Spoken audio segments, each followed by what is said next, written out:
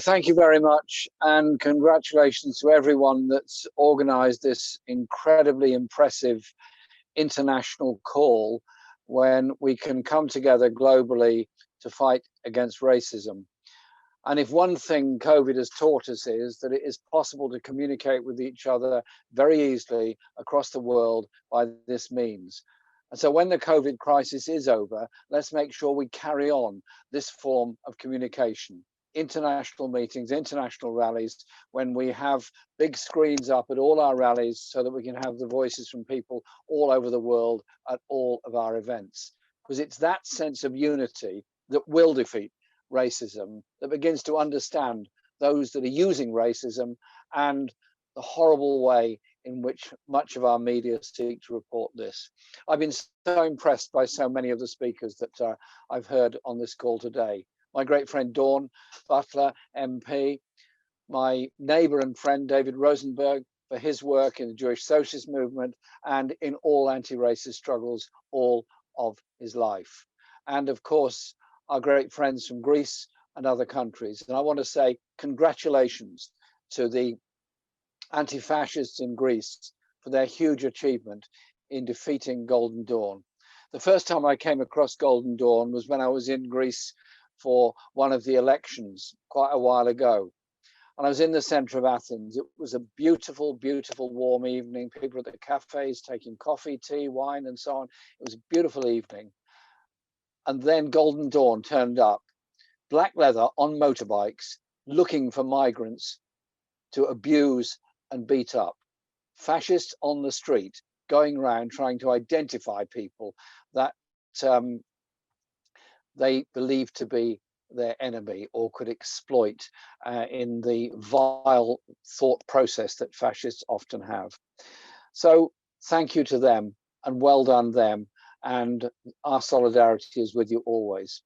But remember, the conditions under which Golden Dawn gained so much support was, of course, the terrible process of austerity, of cuts in public expenditure, of privatization, and of high levels of unemployment and poverty in Greece because of the attitude taken by the European Central Bank and others towards that country and the economy of it.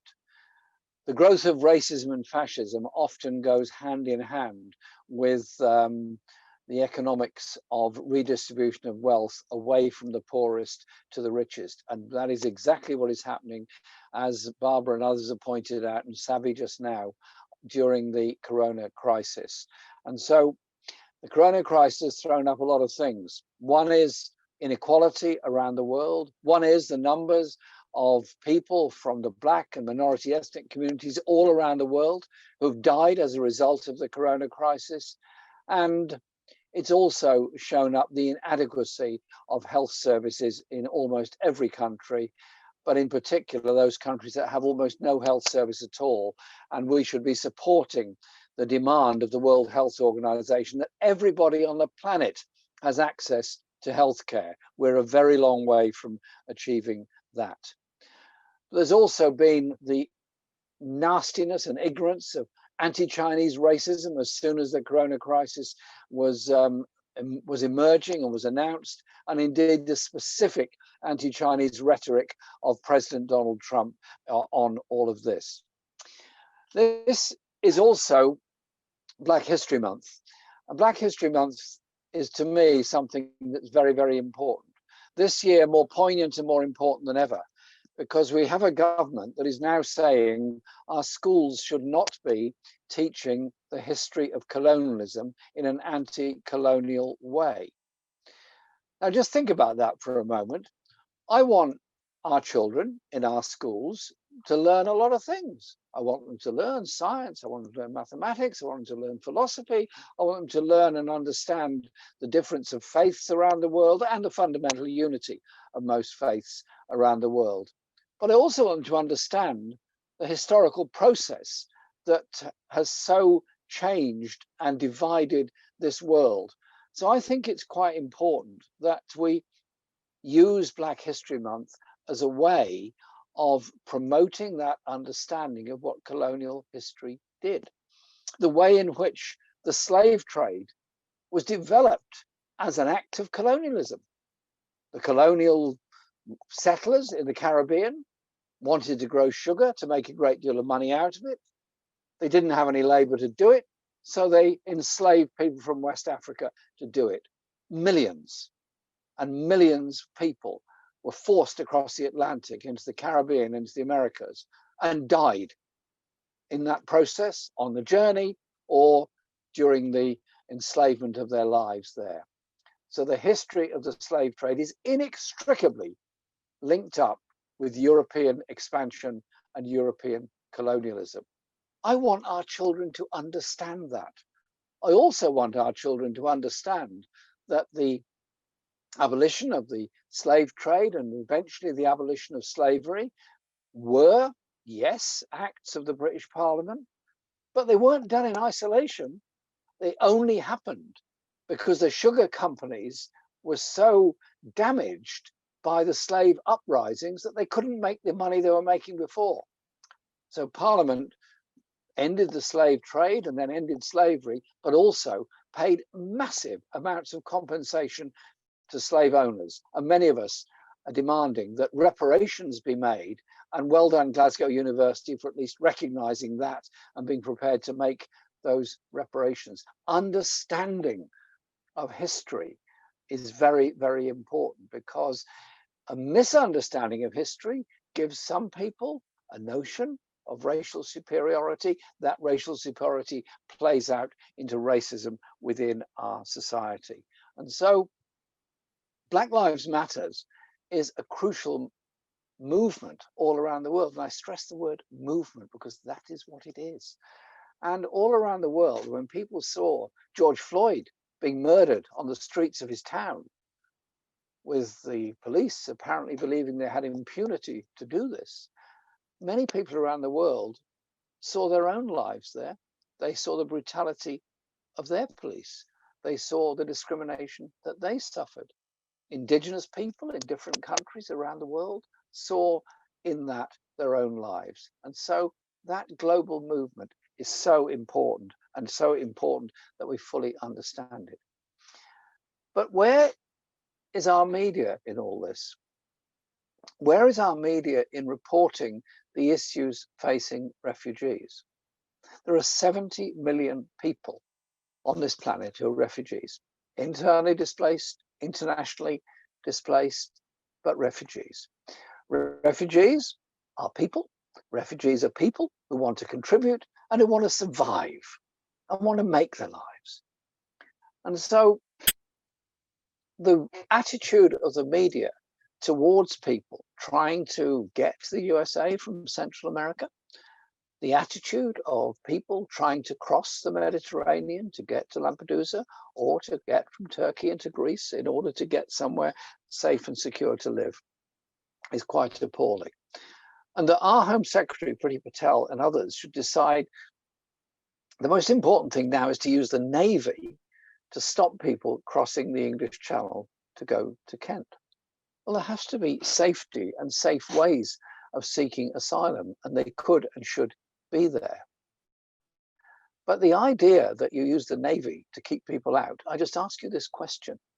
Why would anyone, unless they were utterly desperate, risk their lives and everything to get into a flimsy little rubber boat to try and cross the world's busiest shipping lanes in order to get to a place where they hoped they would gain safety and respect?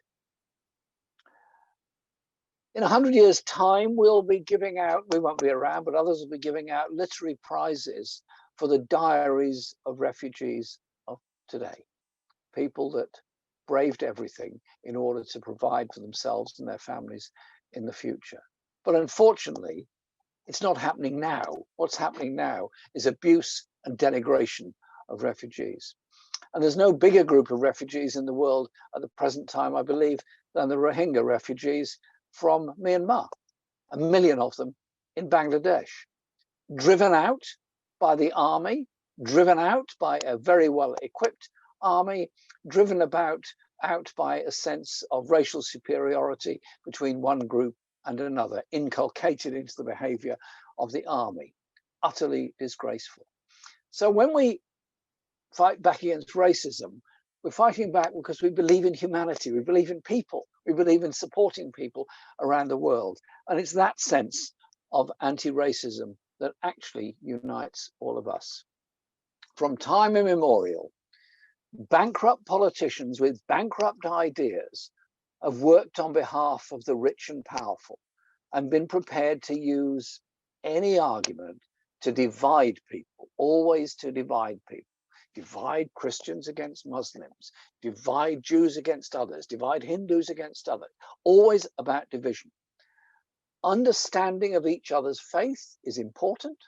Understanding each other's national background and national story is very important.